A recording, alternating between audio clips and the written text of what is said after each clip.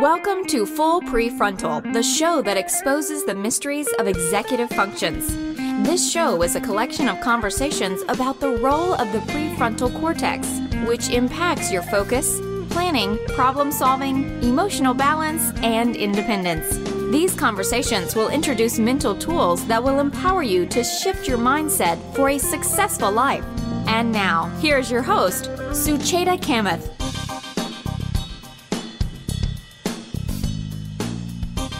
All right, welcome back to Full Prefrontal, where we are exposing the mysteries of executive function.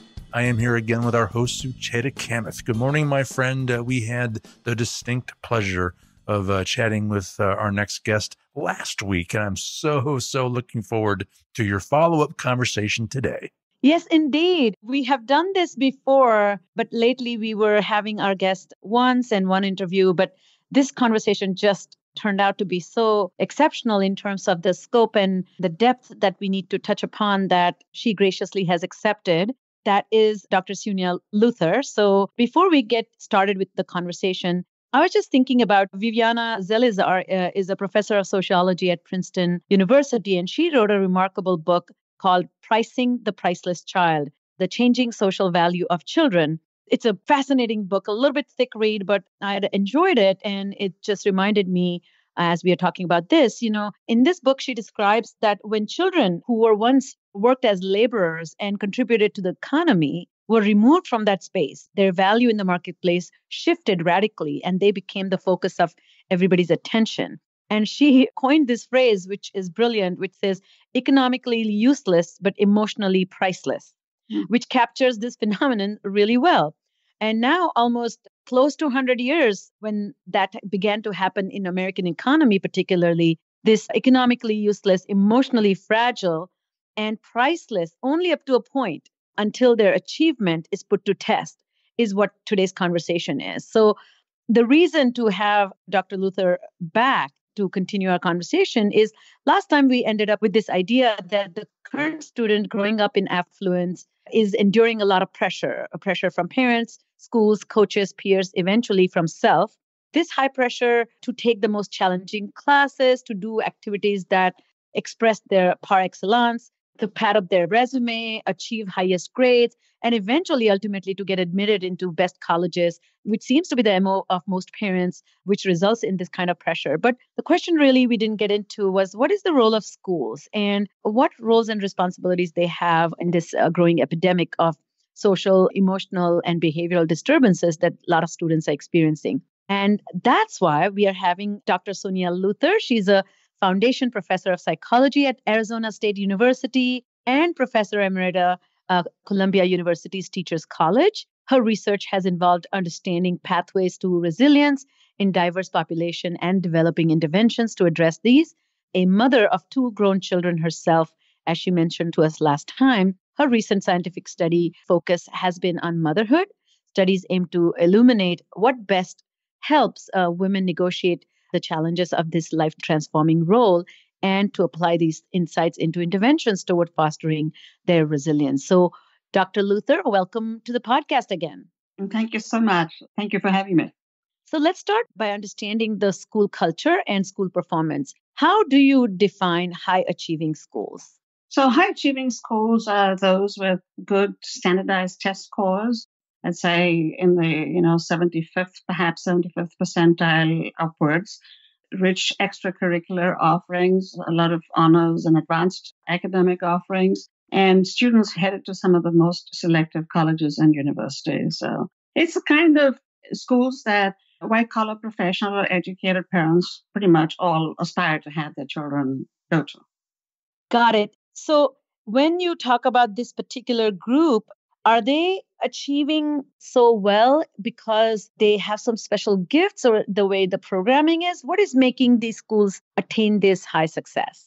I would say that, we mentioned this demographic of relatively well-educated white-collar professional parents. Just by virtue of their socioeconomic status, they are able to choose where they have some level of choice about where their kids go to school. So what tends to happen is that these parents do tend to self-select around schools known to have a good trajectory or record. so that it perpetuates itself, and the sort of segregation of the relatively talented and high-performing kids in a particular community, whether that is in an independent private school or in a public school, in a suburb, for example. And as you mentioned this, I think highly educated parents have the linguistic competence, and the environments in which the kids grow up is rich with exposure and often practices that promote highly academic skill set that then allow you to learn even faster and better, I guess. Well, that's absolutely correct. It's not just what's happening at school, but it's very much what's happening at home, both in terms of the conversations that happen. And I would imagine to some degree the role models that parents are in terms of, in many instances, working very, very hard at jobs that may be high paying and lucrative, but at the same time, quite demanding. You have done incredible work or research in this area. What evidence did you gather about these high achieving schools? And what does it show us about the student body at this school? And are girls and boys equally or identically affected by this cultural exposure? So, one of the things that in the last maybe 3 or 4 years, we moved toward, such as not using the term affluent, or at least avoiding it as far as possible in referring to the kids whom we study, and instead talking about high achieving schools. So, over the last 20 years, the schools we have been in are all in this high achieving range. That does not mean that every child who's at every one of these schools is necessarily affluent. So the common denominator really is being at a school where this is the community norm. Children are expected to reach a certain level of academic accomplishments and extracurricular accomplishments and so on. So what have we learned? That being at this kind of school tends to be associated with significantly higher levels of symptoms, especially anxiety, depression, and substance use, as compared to kids in, let's say, the American population generally, let's say, more middle class, less well-heeled families. And sometimes these kids in these very high-achieving schools even report higher levels of symptoms as compared to their counterparts in inner city settings in poverty. So you have this odd juxtaposition where you see, if you have a table of 14 schools and you list their mean SAT scores and the percentiles along with that, and you see them, as I said, ranging from 75 to 98th percentile. And then next to that, you see, all right, what are the rates of clinically significant anxiety, for example, as compared to norms? And you'll see numbers ranging from 2 and 3 times national norms to as much as 14 times national norms. So the data are now converging to the point that we have last month, the National Academies of Science, Engineering, and Medicine issued a report called Vibrant and Healthy Kids. It's about trying to ensure equity and maximizing the well-being for kids of all backgrounds. And high-achieving schools are now listed in that category of kids about whom we should be most concerned. They're included with children who've been separated from their parents in foster care, Wow. of incarcerated parents are now kids in high-achieving schools. So the acronym HAS is now being used as a real thing. This is a group that is officially at risk. That is terrifying. My God, to say the least. Because when you talk about at high risk, that means it's not the immediate consequences of next 1 or 2 years. It's a trajectory of lifetime progression of well-being, correct? Yeah, absolutely. So one of the studies that's cited in the National Academy's report is a longitudinal study that spans several decades. So in this report from the National Academies, there's a study cited that spans several decades. I think it's about a 50-year longitudinal study.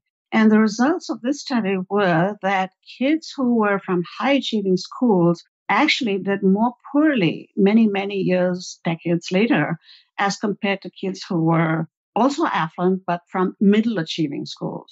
So this raises a very interesting question for parents. Say, if you do have the means to send your child to a school where pretty much everybody's achieving at high levels, Is that where you choose to go? Or according to at least this one longitudinal study, the authors asked this question, might it make more sense to be at a school where there is a greater range? Not everybody is a top performer.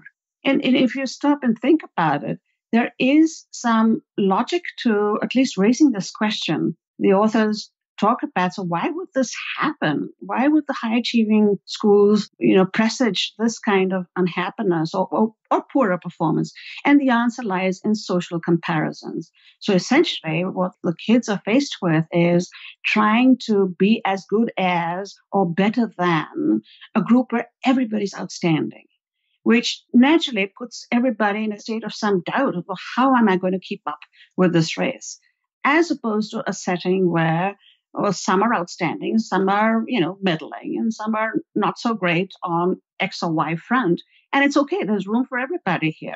So it's a fascinating question that I think parents are going to start to have to grapple with the more we see that these levels of anxiety, depression, substance use, addiction are consistently elevated across these schools, whether they're day schools or boarding schools, independent or public, suburbs, cities, different parts of the country. Every school we have been in, pretty much, we've seen elevations in one or more areas of adolescence adjustment.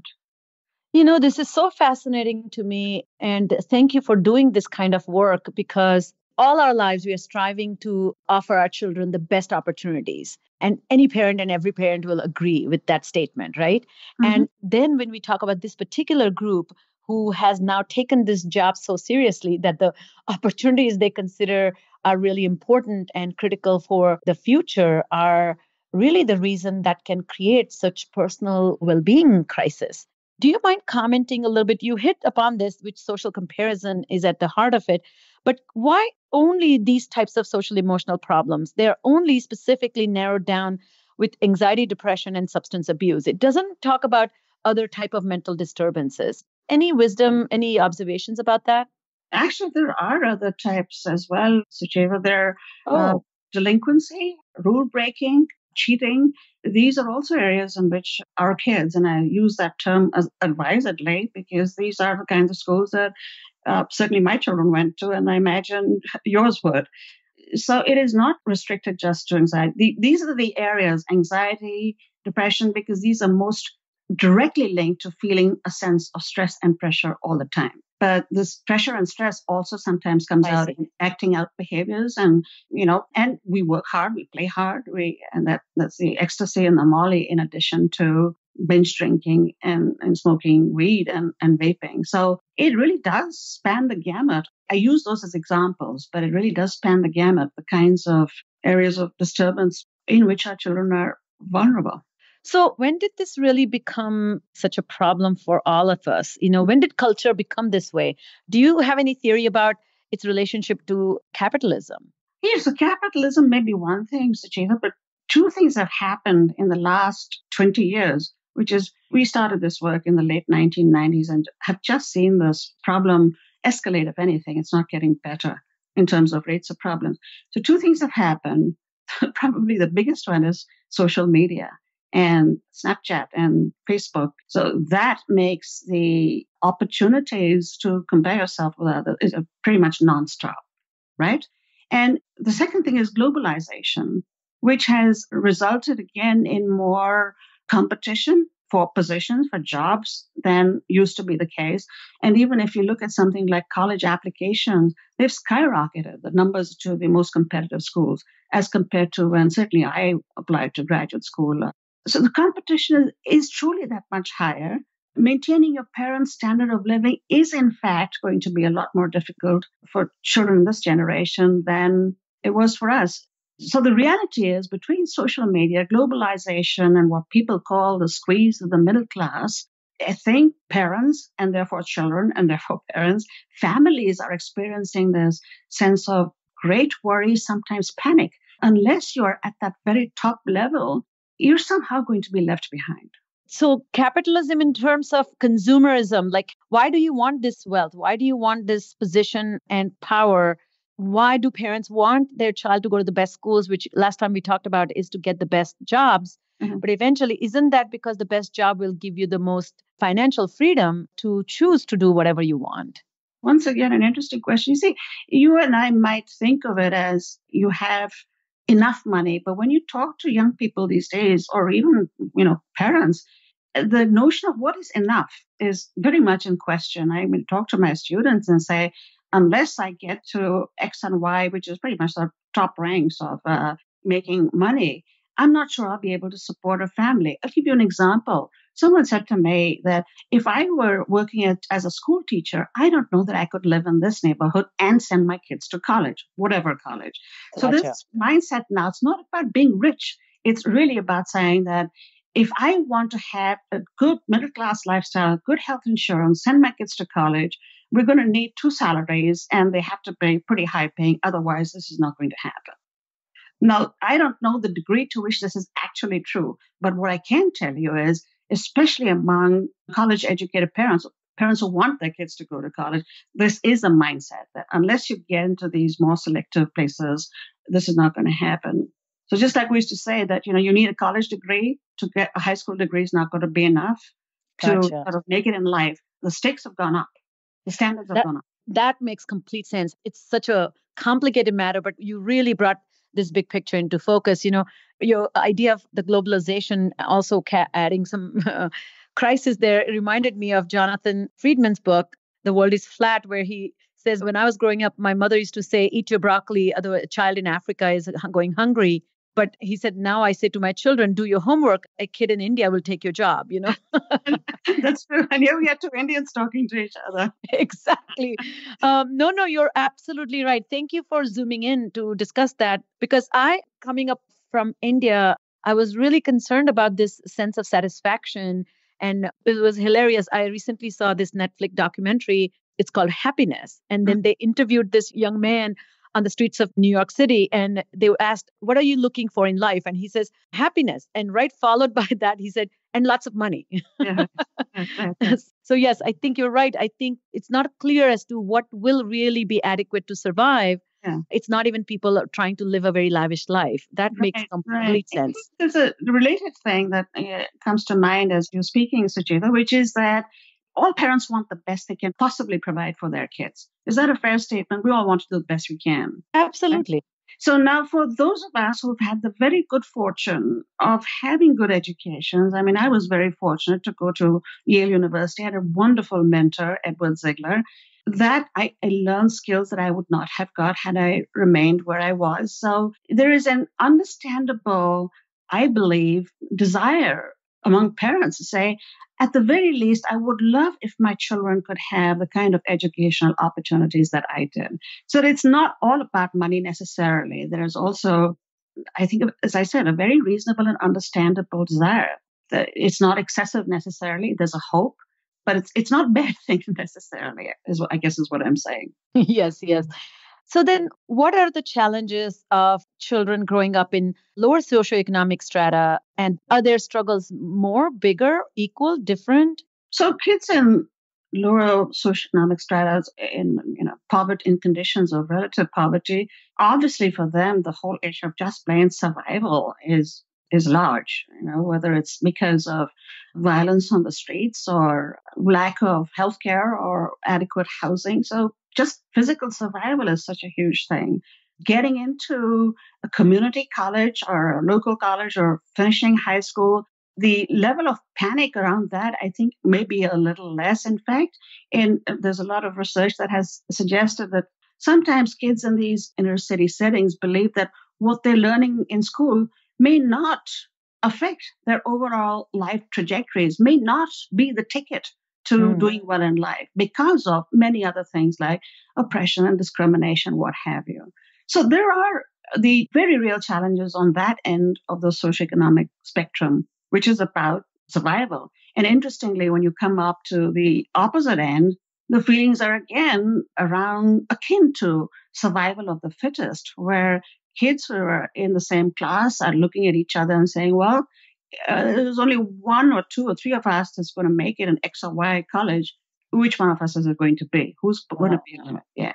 So this is a little unrelated question, but do we have any data that talks about the dropouts and their life trajectory, whether they come from one socioeconomic strata or the other? Like, in the sense, people who cannot keep up with the pressure or Yeah. do not have the skill set to manage to keep up with the learning, and then they eventually become dropouts. Are they experiencing greater crisis of survival or managing their life? It's a weird question, but No, it's not a weird question. It's a very reasonable question. And I'm not sure about dropouts, but there are very compelling and disturbing data on the incidence of serious mental health problems on college campuses. The kids are able to make that huge hurdle and jump and get into the college. But then what happens? At home, you have this infrastructure of your parents and your help and people helping out and perhaps even mental health care. And you're in this new environment where you want it to be, where academic expectations are pretty high, courses are tough, but now you're on your own and you have to manage your life. And I think can be pretty frightening, intimidating. And if you come in already feeling pressured and burned out, that's not a good place to start your stint at college. So dropout is one way of thinking about it, but just looking at study after study after study talking about serious mental health issues on college campuses, overuse of counseling centers, not to mention what doesn't get reported, which is the levels of serious drug addiction and yes, dropout, and yes, unfortunately and tragically, self-harm. so when does this, again, I'm going slightly on a tangent, but is there any policy? I think what you are really here to talk about is what can schools do. Mhm. But ultimately, I think this can only be effective if it's also a policy, right? Well, Or not really. No. But I think it can be effective as a policy. I think I may have said this to you last time. When people ask me, so where is this pressure coming from for these kids? The answer really is it's coming from everywhere. It's coming from parents, coaches, teachers, and you mentioned this. But when you look at universities at the top level and what kids believe really makes a difference in terms of their getting accepted or not, is not really true. What I mean by that is the sheer number of very talented, outstanding applicants has become so large that after a point, it really is a bit random who gets in and who does not. Can be something like, oh, we need more people from a certain state, or we need a goalie in soccer, or someone for the debate team. So kids don't understand that. They tend to feel like if I can make a difference of 0.02% in my GPA, then that'll make the difference in my getting in. Where am I going with this? My colleague, Barry Schwartz, who's at Swarthmore, wrote this brilliant essay a while ago, and he still stands by it, as do I, and a couple of other people, including Natasha Wariku, saying that after a certain level of excellence has been reached by your applicants, do a lottery system. Pick out from a hat.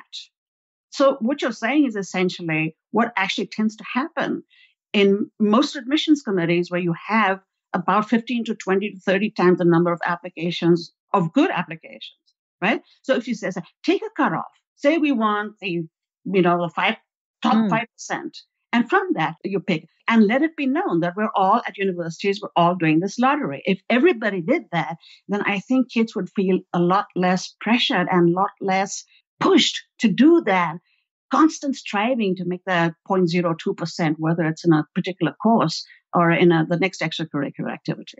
But I'm afraid that the endowment economy, there may be an incredible amount of pressure from the board to take those who provide money. Have you seen any success, or do you know of any success that colleges have adopted this suggestion?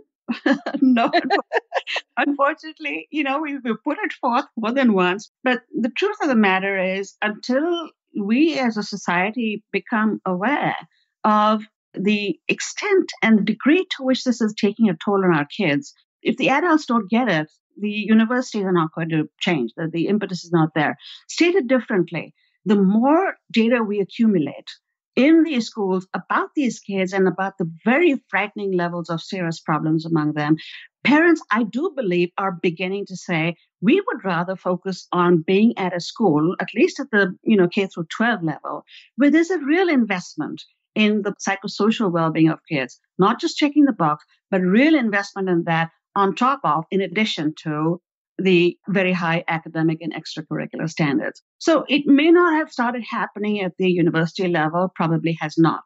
But at least we are beginning to see a sensitization among parents and among educators in these schools saying this can no longer go ignored.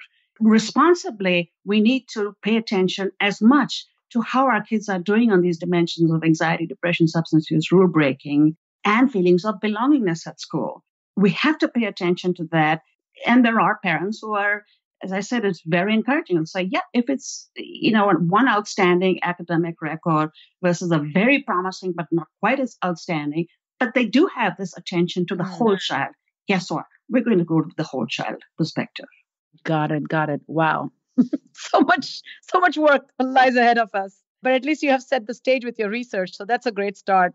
So going back to this idea of the high achieving schools, is there a time frame in the development of these young learners from these high achieving schools when they begin to demonstrate adjustment difficulties? And when do the schools truly begin to acknowledge that this is a serious problem and needs some serious intervention? Yeah. So when we first started doing this work, the impression was that these problems don't really start to emerge until kids reach adolescence or puberty and start to question identity and where am I going in life. That does not seem to be the case anymore. When I go to schools and talk about the findings of our research, it's commonly I will have parents and educators say, well, we're seeing this among our second graders and our third graders is a crippling level of anxiety. So we say, how do you start this? The way we work with these schools is go and assess the students of a school and then come back with data on that school to that community. You see, what happens is if you and I are talking and saying, Sucheta, this is generally true of, high achieving schools, and this is probably true of the schools that your kids attend and mine. Yeah. It doesn't hit home in quite the same way as it does when I say, all right, that slide up there is on kids who are at your school right now. And here we're seeing that 4 out of 10 of those kids are saying that they're feeling depressed to a point of serious clinical concern. Wow. Having data like that, when you think these are the kids sitting around my kitchen table, this hits home. And that is when communities really start to take notice, to try and make a difference, and then start not just at the high school level and the middle school level, but taking it all the way down to elementary school. As an example, we worked with Wilton, Connecticut a year or so ago. And based on our results, there have been all kinds of changes. It was actually on NPR's Morning Edition with Alison Aubrey, a little feature. I heard you. Yes. So the wonderful thing is that as scary as all these data are, they have the potential to initiate this kind of change. And because this is a very discerning audience, right? These parents, most of them are educated and say, well, how do I know this is true? You need that level of scientific rigor to say, yep, here's how the research is done. Here's how it's analyzed. Here's how I can tell you these are the top 3 issues you need to be worrying about in Wilton, Connecticut, as opposed to any other town or suburb or city of a similar demographic. So what happened in Wilton was they got their data, they came together, and they've got a series of initiatives going in their community, one of which is about play in elementary school and ensuring that kids have their recess time, that is appropriate time in the day. All along with, so you see the problems at the high school level and the middle school level, bring it back to communities in their own schools, and then you get the engagement even of the little pre-K and the kindergarten parents saying, all right, we're seeing what's going on, what lies ahead, and we would like to get engaged early on. So I want to back up slightly so that people get a more clear picture about this. So when you talk about children as young as second and third graders, what you're describing is it is not an academic difficulty necessarily yet because the academic demand is not that high, but the demand on performance is insidious in the air, so to speak. So what I see often is these are the kids who are unwilling to take learning risks. They become withdrawn, they hold back their engagement, they often appear disengaged or inattentive, but they don't have ADHD. Do you mean that kind of disengagement you begin to see? Well, it's beyond disengagement. It's actual stress and anxiety. I mean, this is what people are describing, that kids are anxious. And at that age of, how old is a second grader? 7, 8? At that age, these kids are talking about, well, will this affect where I go and get into college? Which is just outrageous. It just boggles my mind. Well, if it's not just academics, we go to the realm, and we talked about play and Wilton. Think about what play means for these kids now. It's so structured: after school activities, athletics. You go have travel teams at age 8 and 9, and the whole community shows up to watch. So that, and then say, oh, he really wasn't on his game today. She didn't do so well today. So that what you and I had is leisure things that we play ride our bikes and play in the cul-de-sacs. Nobody watching except for other kids. Here, this is a huge audience. Yes. That's a lot of pressure. It's so funny you said that. I went to a little gathering 2 weeks ago, and I know this family, and they have 2 daughters, and the older daughter was about to enter 9th grade. So she was telling me that the parents had switched her from public school to a private school. Mm-hmm. And of course, a highly reputed private school. I'm very familiar with the school. And in 5 minutes, Suniya, I spent with her, she told me that how she has kind of pinpointed one person in the class who is probably potentially going to be a valedictorian in 12th grade. Wow. And he is the real competition. And then she said the other person who is also competition, but really not, because he sucks in math. I mean, I couldn't believe the school has not even started. And the parents have laid out this expectation that we are looking at a valedictorian type of behavior, and we are sending you a private school. I mean, when does this conversation begin? Somewhere way earlier, right? It didn't start in the summer of high school. One more thing that, Sucheta, the example you gave that is so disturbing to me. It's disturbing at many levels, but I do want to get back to the notion of competition among these kids. If you and I are competing for the same grant, right, or the same honorific whatever, we are not going to be able to be best friends, right? It's going to be come between us. Now think about it. Adolescence is a time when closeness with friends is very, very important, as kids are beginning to separate from their parents, individuate from the families somewhat. Put that on the one side. This is a developmental stage where closeness to friends is important. And along with this, you're competing with the people with whom you need to be close. So there's a jeopardizing of a factor of a set of processes, which is intimacy, closeness, support in peer relationships. There's a jeopardizing even of that in the way the system has been set up right now. It's very disturbing, this competition. And then to answer your question about, so where does it start? It does go back right to the early years. And I'm conscious even in myself when my son, he was in, in early years of primary school, elementary school. And you know how they have reading tracks as the advanced reading and there's a not so advanced reading or the normal. I forget what they called it. And I wasn't sure. I think he came and said, I'm not sure if I'm in the advanced reading track. And I said, well, that's fine. But there was something about my tone of voice or how I said it that has stayed with me. I said, I don't think I really meant that's fine, son. I mean, there was some hint of, how come? If I'm really going to be honest with myself. Now, the fact that I checked myself then when he was 7 and with my daughter too, all along, and I have checked myself all the way along because I know these issues, I study them, I understand them.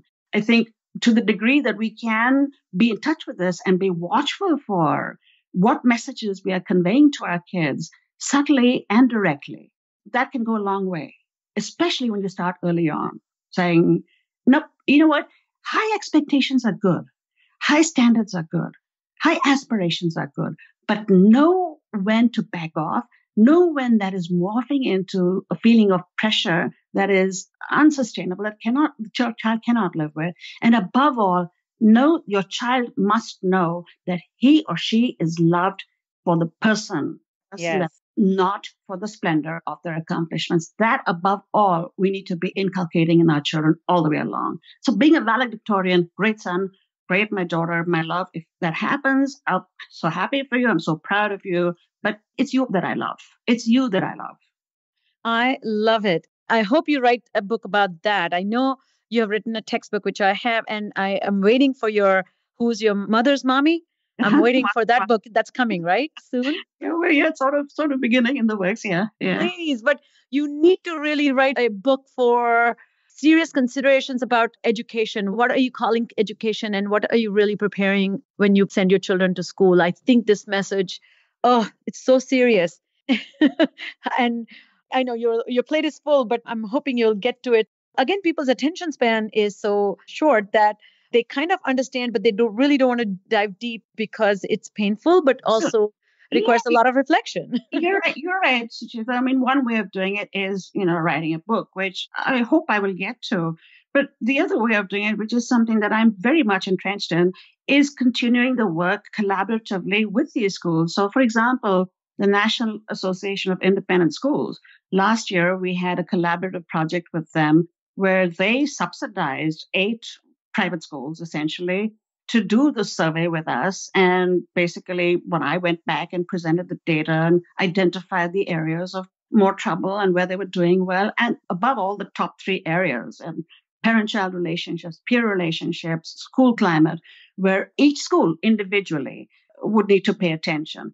I started this with one school in a Northeast community, and gradually it's grown to a point where it is at a level where this National Association of Independent Schools has said, yes, we get it. And this needs to be done with scientific rigor.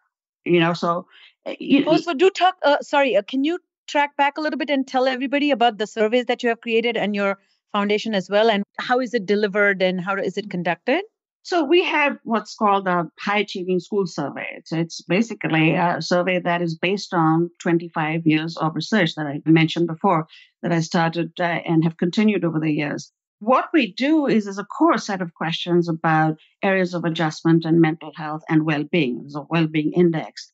In addition to that, there are measures of children's feelings about different aspects of close relationships, which resilience research has said is the single most important thing in kids doing well is having close relationships. So we have measures of relationships with mom and dad, with peers at school, with teachers, and overall feelings about school climate.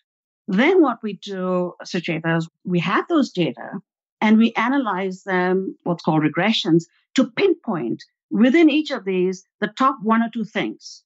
You see, the top 1 or 2 things that each school. So, I could give you 25 things and we measure 25, 30 things when you look at all of these. I could come back and say it's important that there's closeness to mom or low alienation from dad or criticism, or I could give you any of 25 things. But what we need to do and what we do in our work is for each school, it's tailored to their data. We look at the data, look at what their kids are saying. All right, here are your fantastic. Here are your top 3. Think about it when you go to see a physician and you know that there's a risk for something. There's no generic piece of advice that you take, So, these are the top 10 things: exercise well, eat well.